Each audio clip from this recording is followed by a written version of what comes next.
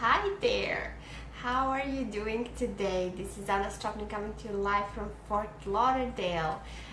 Hope you're all having a great Saturday, and let's see who do we have on watching. You can type in where you're watching this from. That's awesome. I would love to give you a hi.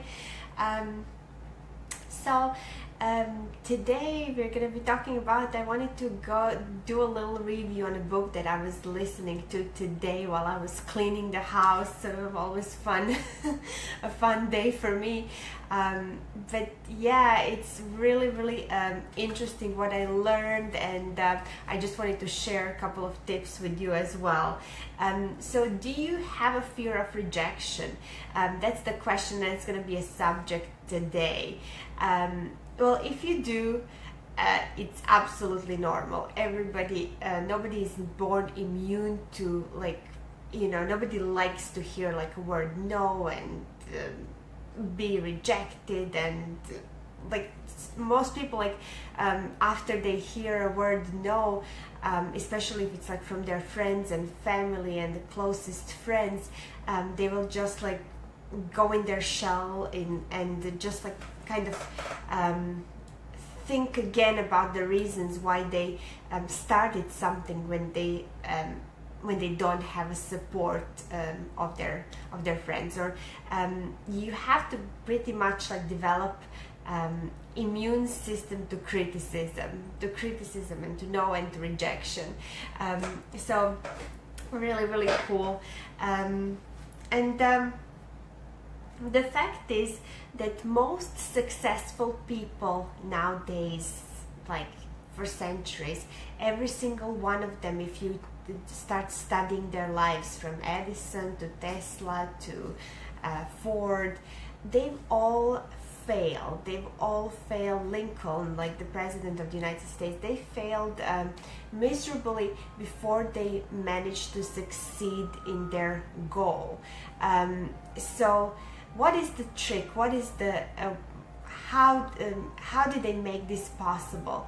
Well, they just realized that failing is a good thing, that failing so many times it's going to get them to their end result, but also learning how to fail faster, to fall down flat faster, is going to get you to your goal quicker. It's really cool the way this book explains is how to actually look for no's, look for rejection, because more of that you get, more successful you will be. Just one example that was explained in the book was about door-to-door insurance salesmen. So the company was not happy with how their people were performing in their sales, and they were each of their reps would sell maybe one life insurance per month, and they were looking for ways to increase their sales, and they hired an expert team. So that the expert team told them, they analyzed everything, and they just thought they're gonna come up with a brilliant 100 pages plan on what to do. They told them they simply just don't talk to enough people. And they were like, oh, that's it, we paid you all this money for that. But they went ahead and tried the project that they suggested for them. So the project was basically to go door to door and basically ask a question: you don't need an insurance, do you? And they were just trying to see how quickly they're going to be able to disqualify people and how many they will go to. So they did, and they did their knock on the door. So every single one of them went around the houses, and they're like, you don't need the insurance, do you? And when people say no, okay, thanks, next one. So they were able to, with that easy disqualifying question, they were able to go through more houses and talk to more people. So the result was, out of every 60 people they talked to, they would get 59 no's, but they would get one yes. So there would be that one person, they would say, oh yeah, I am actually looking for insurance. So because of that, so you can imagine like they were making one sale a month, and going through 60 houses like that with that question first, they were able to do to go around to 60 houses per day. So they were actually making one sale per day doing this. So you can imagine how much that increased. You don't think that's a good percentage, but I mean, like selling door-to-door insurance with no pre-qualifiers, nothing. You're just basically knocking on people's doors and asking them questions. And then I'm sure you all get like, and every weekend I get like people that like mow the lawn, people that like they do the maintenance, they do like trimming the trees, they do like bug whatever treatment. There's just like always somebody knocking on your door with certain service, and or the solar panels, AT&T, I don't know, like it's ADT, the security system. So all of these people are like constantly knocking on the doors, and what they do is they actually spend too much time on your door, and they're like, oh, you know, they go into these stories and stories and stories, and they're probably like able to like maybe go through 10 houses, and they're lucky if they get like one sale out of it. But if they actually went with the disqualifying question and were able to go through more people that way, that would probably increase their sales. So quite an interesting example. So another example that was also in the book is in a retail store. So this salesman, who was never like super successful in sales, he was selling suits. So one day, and it was just before their like big boss was coming into town, like had a customer that pretty much like bought everything that he tried, like the tie, the suit, shirts, everything, and so he made $1,000 sale, and he was all happy. So his big boss then asked him, okay, great, but what did this person say no to? He's like, what do you mean, what did he say no to? And he was like, okay, you know, he said yes to everything.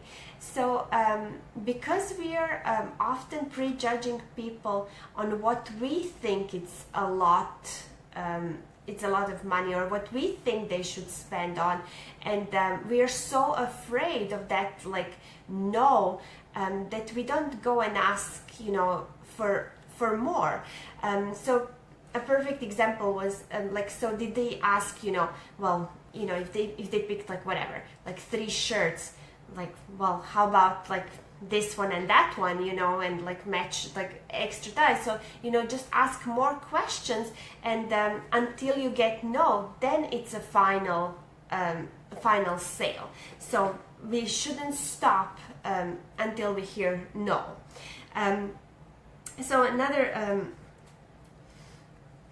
another example of the same thing is like, we often think that how much we can afford is what we are projecting onto people. So a perfect example in our industry is we just think, you know, like, oh, you know, because I signed up on this starter kit, you know, like I'll just get everyone starting on that, and but you just don't know how much somebody is willing and wants to invest in something. So you just have to be open about it.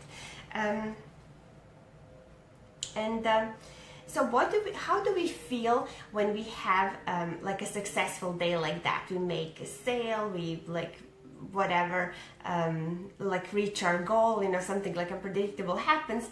We're often just like chilling and celebrating, and usually like relaxing and slowing down. So if we are actually looking for more no's and for more rejection, hey, if we are looking for no's and we are looking for more rejection, more we are going to be we are not going to be slowing down. We are actually going to be looking for our no's, and more no's we get, more yeses we're going to get. And there's a saying, if you don't get any no's, you don't get any yeses, that's for sure. So lots of people, like I was talking about that yesterday, when they start their home-based business, they will like talk to like 10 people, and if they hear like any type of criticism, any type of I don't know, like rejection, or like somebody says something like that you don't want to hear, they just give up and like that's it, you know, it doesn't work. But you need to think about it as like your no's are getting you to yeses. So if you change your mindset in that way, you are going to be opening the doors to success. Exactly. Get as many no's to get your yes. So what if you have a no goal? So Ray Higdon, one of the like great network marketers and coaches, he actually started his network marketing business while in foreclosure, and he read this book. And he decided, oh, I'm just gonna go for like 20 no's a day. And you know, that's really difficult, because that means like to get 20 no's a day, you need to actually talk to 20 people a day at least, and actually get no's. So he's like, well, I just didn't know, but like he doesn't know anybody else that did it. And he did that for 6 straight months. So from like having zero money, being in debt, being in foreclosure, in a personal foreclosure, in a business foreclosure, he actually made it in 5 to 6 months that he was making like 6-figure income yearly already. So or multiple 6-figure income actually. So and just by doing like go for no, that was his only strategy, right? So it's quite powerful. And the difference between failure and success is the key is in failing big, in failing often, and that will get you there faster. So if we get like whatever, you know, 20 no's a month, it's better to get 20 no's a day, right? So just increasing your numbers on how many people you talk to, you're going to be getting to your goals faster. So let's see.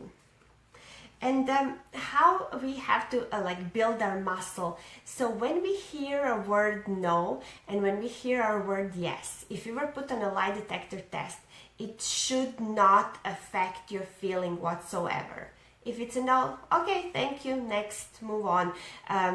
You know, they're not saying no to you. It's usually like a not yet, or it's a no to the opportunity that can potentially change their lives. So it's not saying no to you, and why should you be worried and wrapped up about it? So if you have like no goals, you're going to be like moving faster, and you're not going to be sit around, because if one person told you no, that you're not going to be talking to anyone else's soul for a month. So just move on. You know, it's the same day. You're like most likely, if you get 20 no's, you're going to get some yeses too in that same day. So and then also we have to learn through the process. So every no is a lesson. It's also important to know why somebody says no to you. You know, ask that question. There's no reason why not asking. You already have the no. You know, just ask, you know, just curious, you know, why. Why something. I can't be like really specific because I don't know what they said no to, but knowing that is going to teach you on how you can improve and how you can learn from that particular situation. So when you have somebody, so that's why no is a much bigger lesson than a yes. You don't learn absolutely nothing from somebody telling you yes, but from no you can learn a lot. So when somebody says no to you, you know, if you ask the why question, you may approach the same situation a little bit differently in the future. So And then that's all I have for you today, actually. And I hope you learned something. I hope this was helpful to some of you. And I also wanted to let you know that for few weeks now I have my own YouTube channel, and I'm really excited about it. So come and watch me there. I have this video, I'll have this video uploaded there, but also there's many more on a similar subject. So subscribe on there, and I'll see you all tomorrow. My YouTube channel is Empower Your Full Potential with Anna. So I hope I see you there. Thank you. Have a great night.